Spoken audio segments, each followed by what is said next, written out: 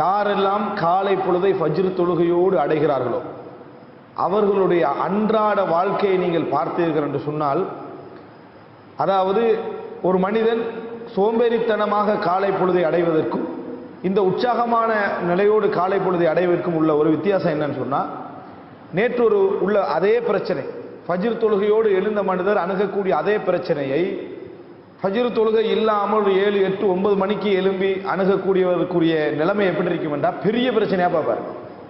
அதே பிரச்சனை தான்.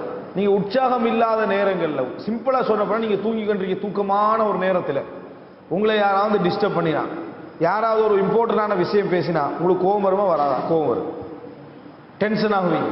அவன் சொன்னது சின்ன விஷயமா இருக்கும், நம்மளுக்கு கோபம் வரும், டென்ஷன் ஆகுவீங்க. என்ன காரணம் என்றால் அதை எடுக்கக்கூடிய மனோநிலையில் நாங்கள் இல்லை, அதை உள்வாங்கக்கூடிய மனோநிலை, அதோடு பேசக்கூடிய மனோநிலை, அதை டீல் பண்ற மனோநிலையில இல்லை. அதனால் ஒரு சின்ன விஷயமா இருந்தா கூட நமக்கு என்ன செய்யும்? கோபம் வரும். நல்ல உற்சாகமா இருந்தான்னு வைங்களேன், பெரிய பிரச்சனையை கொண்டு வந்து முன்னால வச்சா கூட சிம்பிளா என்ன செய்வோம்? அதை பற்றி பேசுவோம். அதெல்லாம் ஒன்று என்ன சரியான ஒரு நிலைக்கு கொண்டு வந்துடலாம்னு பேசுவோம். எனவே குடும்ப வாழ்க்கையில பிரச்சனை வர்றதுக்கு ஃபஜ்ர் இல்லாத ஒரு காரணம். ஃபஜ்ர் தொழுகை இல்லாதது குடும்ப வாழ்க்கையுடைய பிரச்சனைக்கும் ஒரு காரணம். ஏன் அவன் ஃபஜ்ர் தொழுகை இல்லாமல் உற்சாகமற்றவனாக ஒரு மோசமான மனநிலையோடு விடிஞ்சுகிறான். இப்பொழுது அவனுடைய உள்ளத்தில் என்ன இல்லை? உற்சாகம் இல்லை. உற்சாகம் இல்லாத நேரத்தில் எந்த ஒரு சப்ஜெக்டை கொண்டு வந்து மனைவி முன்வைத்தாலும் அல்லது மனைவிக்கு கணவன் முன்வைத்தாலும் அவன் அது ஒரு பெரிய இஷ்யூவா தான் பார்ப்பான். ஏன்னா அவனுடைய உள்ளத்துல உற்சாகம் இல்லை. உள்ளத்துல உற்சாகம் இல்லாத நேரத்தில் அந்த பெரிய இஷ்யூவா பார்த்தான்னு சொன்னா அவனால என்ன செய்ய முடியாது? சிறந்த முறையில் பேச முடியாது, கோவப்படுவான். அன்றைக்கு வீட்டில் சச்சரவுக்கு அது காரணமாக இருக்கும். நம்ம ஃபஜ்ர் தொழுகை இதுக்குள்ள சம்பந்தம் நமக்கு தெரியாது. ஆனால் ரசூல் ஸல்லல்லாஹு அலைஹி வஸல்லம் சொல்லிட்டாங்க, அதாவது அவர் கஸ்லான ஒரு சோம்பேறித்தனமான நிலையில் காலை பொழுது அடைஞ்சிட்டார். ஒரு கெட்ட உள்ளத்தோடு காலை பொழுதை அடைந்து விட்டார்.